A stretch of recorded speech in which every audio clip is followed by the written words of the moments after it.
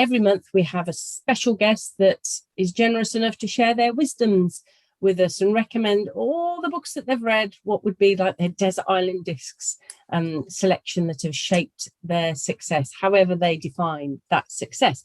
And that's our intention anyways, but we want to get your weekend off to a brilliant start. So without further ado, welcome Nicola. Nicola from Titania. Titania is one of Worcestershire's most exciting growing companies. She's the co-owner of Titania Group. She's also autistic. She's an Amazon best-selling author, and she is listed in SC Magazine's top 30 most influential women working in cybersecurity. In 2019, she was honoured to receive the Sparky Baird Award for her work in artificial intelligence and the UK's inaugural National Cyber Citizen Award for her outstanding contribution to the world of cybersecurity and protection. On top of that, in 2020, she got an MBE for her services to international trade and diversity. She serves on multiple boards on increasing ethical innovation in future technologies and AI, artificial intelligence. So her top business tip is your success in this world is directly proportional to how well you serve others. Welcome, Nicola. Nicola, what makes a great book for you? So it's strange that there are two things that make a great book. The first one for me, which are the books I tend to read mainly, are books that stretch my mind or leave me feeling like I want to be a better person. And particularly ones that give me practical things to do in relation to that, I love. Because I'm a believer in continual growth, and I'm also a believer that the human brain is a computer, and what you put into it equals how you develop as a human. The second set of books are the opposite. They're the ones where you've had a hard day and you literally want to read the mental equivalent of Mills and Boon or sci-fi or something like that, where you're literally just divorcing yourself from this reality and putting yourself in another one. And sometimes those have life lessons too, but typically that's not why I read those ones. So yeah. All right, let's dip straight in. That's brilliant. I love that. You go from the high-minded, I like my mind to be stretched and to make me a better person, right, to I quite like a Mills and Boon sort of chick lit bit. So yeah. I tell you what, let's start off with a chick lit. If you were to say to somebody, if there is one book that a bit like, I was watching the Friends reunion last night, and apparently David Beckham, wherever he is in the world, he'll switch on a telly, and if there's an episode of Friends, he'll watch that because it's a bit like comfort food. Which is your one book that's comfort food, Nicola? Oh, so I don't have a one book that's comfort food. I have a few authors. So people like Terry Pratchett are definitely my switch your brain off and enjoy type authors. And then probably one of my favorites is Ursula K. Le Guin. So she did books like the Wizard of Earthsea series, and they're definite tales that are in this sort of Tolkien-esque type frame, in that they have real characters that you get really involved with. But some of her other books are actually really inspiring in that she writes real people, including diverse people and including different thought types and things like that. So yeah, she's a really interesting author that I really, really love. Thank you. That's bonus books on top of your normal books, isn't it? As in, you've prepared a list. Come on, Nicola, let's get into it straight away. Which is your first one that you think, oh, I'd love to share this with everybody? So for people that are here that are business people that have children that identify as female, or even young lads that just like to be inspired, there's a series called Good Night Stories for Rebel Girls, and I love that stories. I love the series of books. I often give them as gifts to friends with daughters that will be wanting to be inspired, because they've got everybody in there from Maya Angelou to Amelia Earhart, and they're all written in that kind of hello, what did this lady do? And it's fantastic because it's quite hard for young girls to get role models that are not in a castle waiting to be rescued. Yes, help me. Yeah, so, you know, I'm a fan of Tangled and Brave rather than Cinderella, for example. So I always recommend those. And then the other two that I often like are books like Jonathan Livingston Seagull, which many people have never heard of. It's a book by Richard Bach, who also did Illusions and Tales of a Reluctant Messiah. But Jonathan Livingston Seagull is a beautiful book. And it's really about not leaving people behind, and about going on a journey, being a mentor, and sacrificing in perhaps sometimes some of the where you could get on your own journey to go back and bring others along, which is a beautiful tale. And along the same thing, I've never met anybody that hasn't cried at Velveteen Rabbit. Even talking about Velveteen Rabbit makes me a little bit emotional. And Velveteen Rabbit by Marjorie Williams is a powerful life lesson book. It's a children's book, but really what it's about is being authentic and being prepared to get damaged, to grow. And then this rabbit that's a toy eventually becomes real, and it's beautiful. It makes me cry, as you can tell. So those are kind of the books that I had in my childhood, apart from Goodnight Stories for Rebel Girls, which I wish I'd have had in my childhood. And then I suppose the other sort of big life-changing books for me were How to Win Friends and Influence People by Dale Carnegie, which is a very old book now, but still stands the test of time. And for me, as an autistic person who didn't know I was autistic, it was a bit like being a Vulcan in a world full of humans. I really didn't understand the social interaction side. I didn't understand why people wanted to talk about EastEnders, and I was like, I've got no interest in that at all. And the Dale Carnegie book helped me understand that these were social tokens, and that I needed to do those things as a way of other people recognizing I was interested and cared about them. So it was really about learning their life language. And obviously I didn't know at the time, but that is the case for a lot of people that are autistic or have other social interaction differences, that we actually have to do a lot of the journeying. It's a bit like going up to a wheelchair person and saying, I'd like to meet you halfway on the stairs, and not recognizing that it's the person in the chair that's doing all the work to meet you halfway. And I think that's a really interesting thing when you look at things like that kind of book. And it's written in the 1920s, isn't it? Yeah, and you know, Dale Carnegie got to be one of the richest people on the planet, and he did it through, as he, in his own words, surrounding himself by people that were more intelligent than him. But that's what you sorry, finish off, Nicola. Oh, and building great relationships. So that kind of reached through. Later on my life, I came to books like Thinking Fast and Slow by Daniel Kahneman and Methods of Persuasion by Nick Kalender. So I've got really into how the human mind works, sometimes as an observer of other people.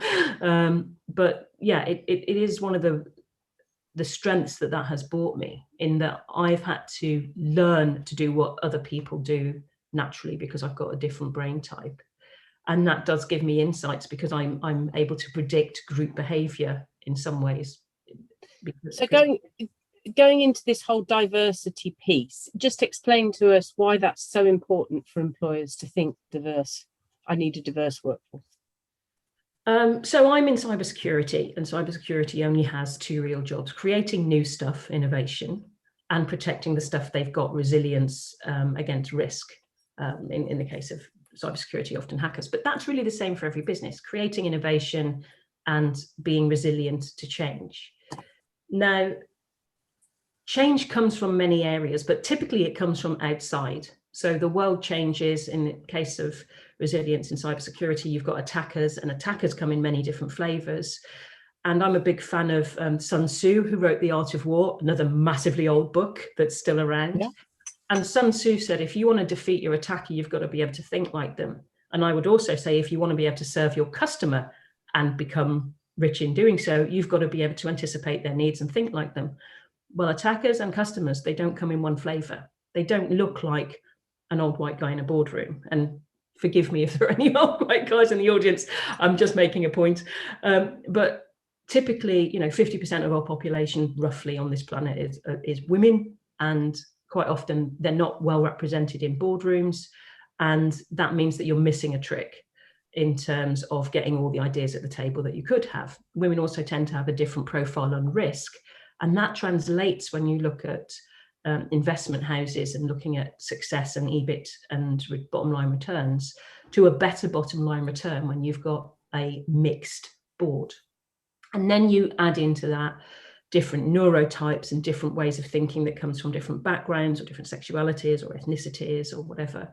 So the more variety you have in thought, the more successful a business tends to be, because you've got more options and more resilience. So innovation and resilience is intrinsically linked to diversification. Just like you diversify in finance to be safe, you should diversify in people to be successful. I love this thinking, Nicola, and I come from a background of advertising in Saatchi. The mantra there was, long before Steve Jobs, well, not long before, 10 years before Steve Jobs, think differently. Nothing comes from harmony. Would you agree that you like a bit of spice in your culture, where people disagree with one another and say, yeah, but we could do this and that, a nice, kind-hearted sort of spice that challenges one another? I think it's respectfully. I think and done well. So ultimately, a leader, let's say it's an orchestra, you can all have different musical instruments, but at some stage you've all got to get together and play the same tune. So it's about having lots of different ideas, but also people respecting one another enough to realize that at some stage there has to be a decision, and it may not be their decision, and then everybody's going to get on board behind whatever decision you make. I think the one thing about diversity that people often don't account for is when you put a team together, there is what they call a storming and norming process, where the differences coalesce into a working, high-performing team.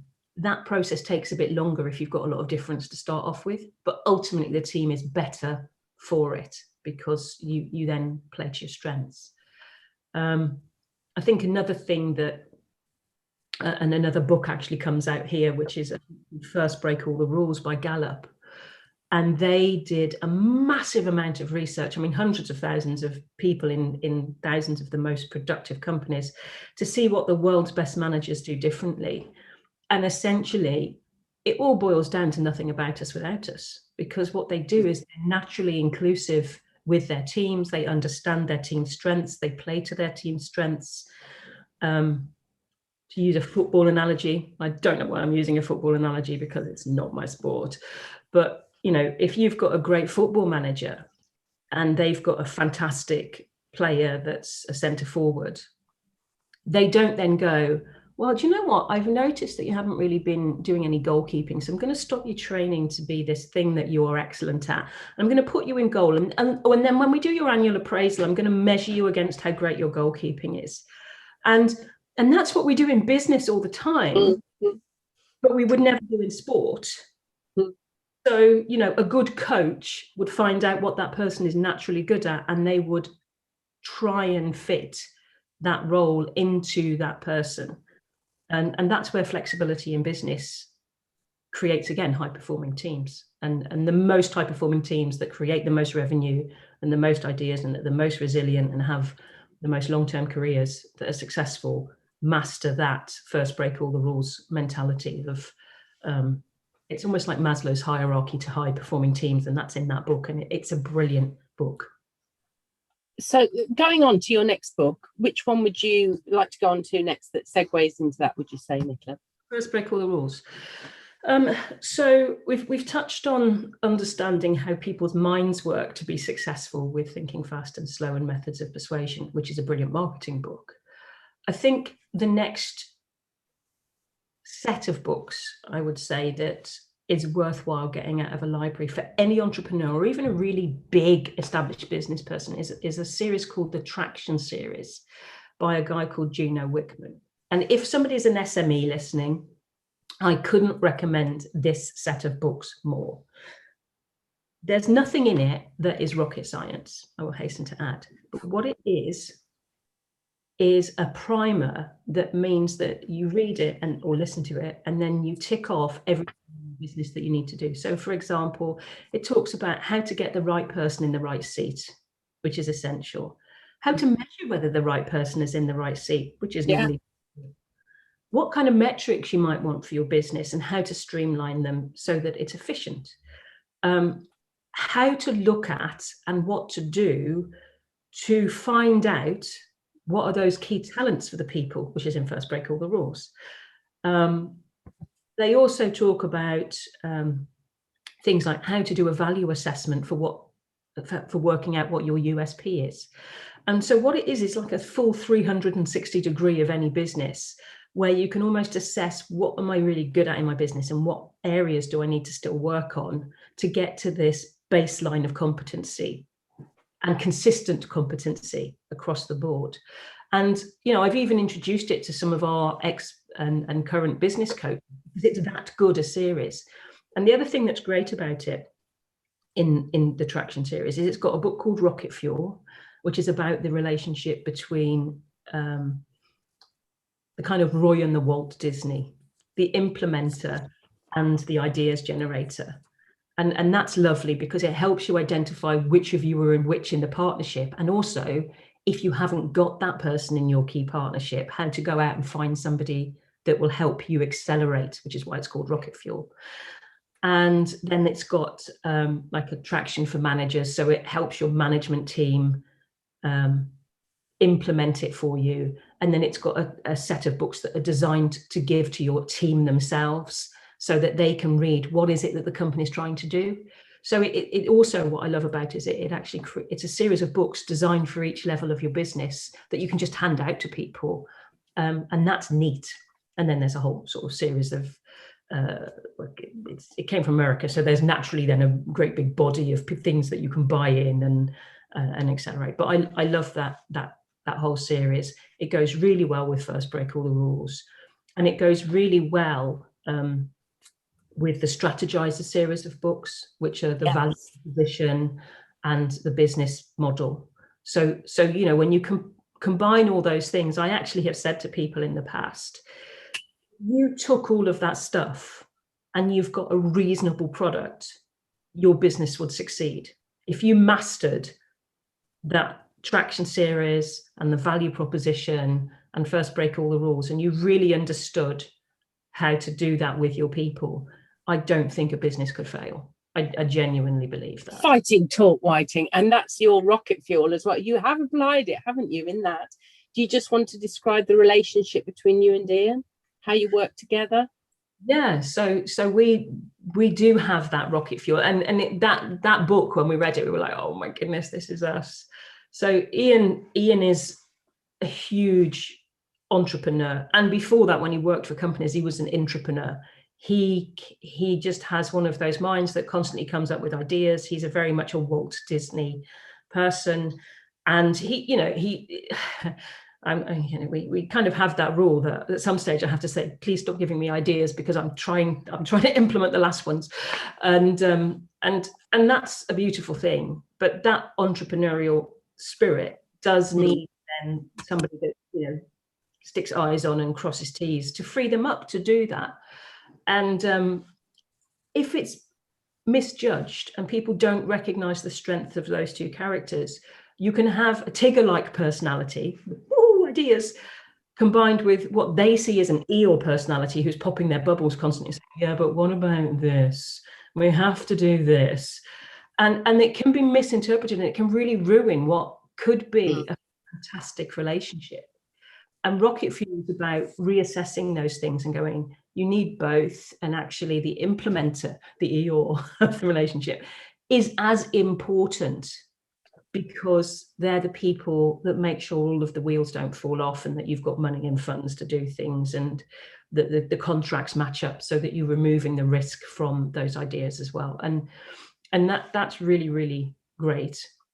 I love your expression, though, that I appreciate it's from this Traction series books, Rocket Fuel, because I talk about it's all very well having a rocket with those ideas, the initiatives, the creative bang, as it were, but you've got to have the fuel for the rocket, and that's what you are, the anchor. as I've referred to it in the past, is a bit negative, whereas I like fuel because it's saying, no, it's all very well having a whiz-bang rocket, but you've got to have the fuel to get it up there. We're running out of time, Nicola. We've got so many more books to cover. Go, girl, go. Oh, wow. So I would add another sort of 3. So there's a book called The Go-Giver by Bob Burg.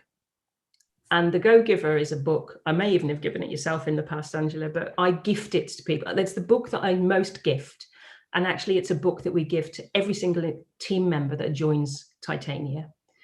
And essentially, it's 5 rules. And my most important rule, that the value that you give to the world is how many people you serve, is really a derivative of that. And your true worth in the world is how many people you can reach, and all that kind of stuff comes from that Go-Giver. And it's in a beautiful story-like format. And you can even look it up. I think if you put it on YouTube, it comes up as a video giving you the 5 principles, because Bob Burg firmly believes in that value up front. In fact, I can honestly say, because I went to America, flew to America to meet him. He's a brilliant mentor of mine now. And I can honestly say,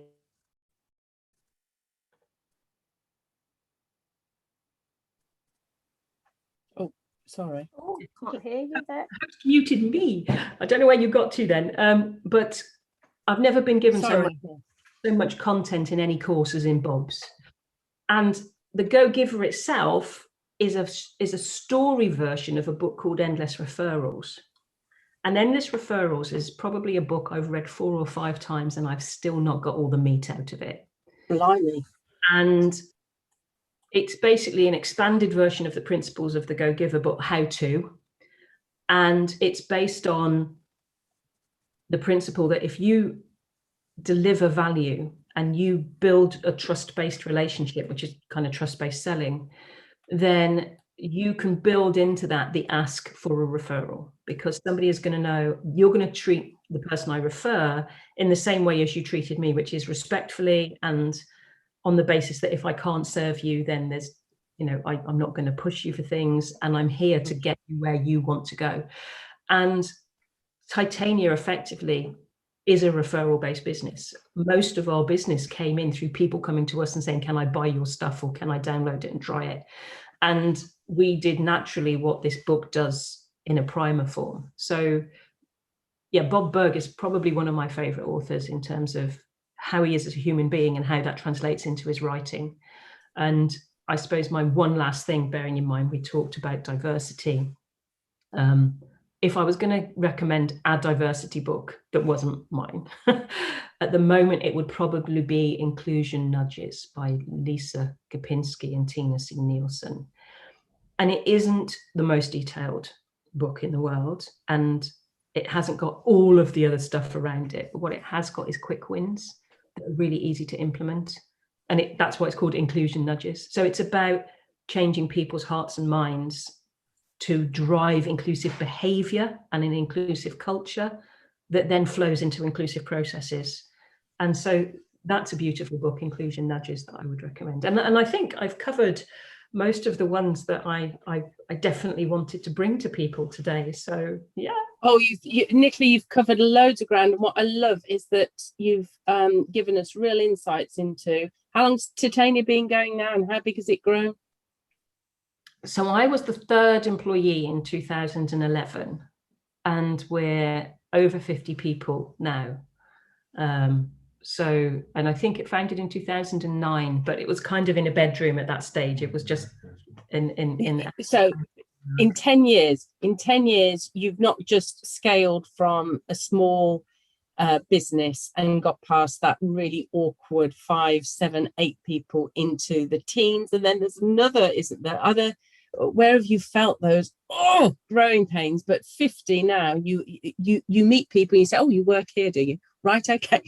Because there are limits, aren't there, to how you can know the entirety of your team. We've always been a people-focused business, so we put in a HR manager at probably about 20 people, maybe even a bit earlier, which is not common, but a literal person dedicated to making sure that the team were supported, looked after, and could grow freely.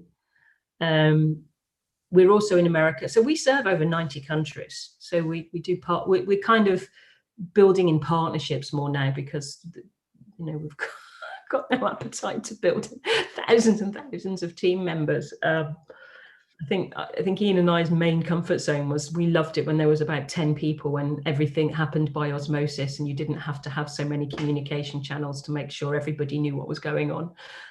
But thankfully our leadership team are really, really good at the stuff that we typically don't enjoy. And so we don't have to worry about that too much. And we've got team members that are in America now and in Washington, and it's really quite exciting. So yeah.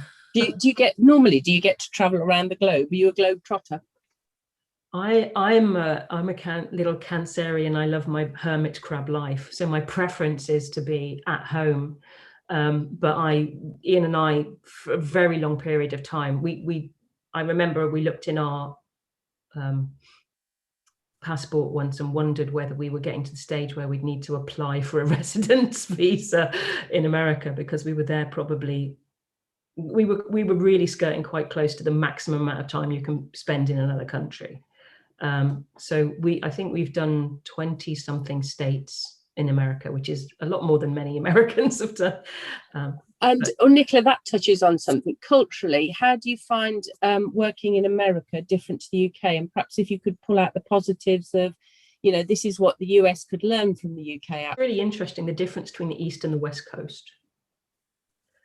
So the East Coast tends to be more formalized, particularly kind of in the Washington area, because you've got the sort of politics and the making sure everybody doesn't misstep and that kind of thing. And then you go to the West Coast, which is a lot more sunny, and people literally could have meetings in hot tubs, which would not happen on the East Coast. So it's a very interesting thing, because if you've kind of got meetings on the East Coast and the next day you've got meetings on the West Coast, you have to kind of switch your brain to the things that you might do. And have you had a meeting in a hot tub? I was invited to a meeting in a hot tub, but we were busy. We were actually invited up to Lake Tahoe to one of our suppliers to go visit them and stop and go across in boats, and that's really common. They kind of do a lot of social business, whereas in the East Coast, you even, like if you wanted to have a meeting between two colleagues, you wouldn't go to each other's room, you'd go down to the business center, and that would be the expected thing to do. So you have to kind of which bit of the country am I in, and I haven't got much idea of the central area, because for us it was almost a flyover zone, because a lot of our business is with federal agencies and governments and like the military, the Army, Navy, Air Force, Marines, all those people, and they are often around the edges of the country because that's where the bases are. So we spent a lot of time doing those kind of things as well. But it was lovely, and we went to Hawaii for the Pacific show a couple of times, so that was nice.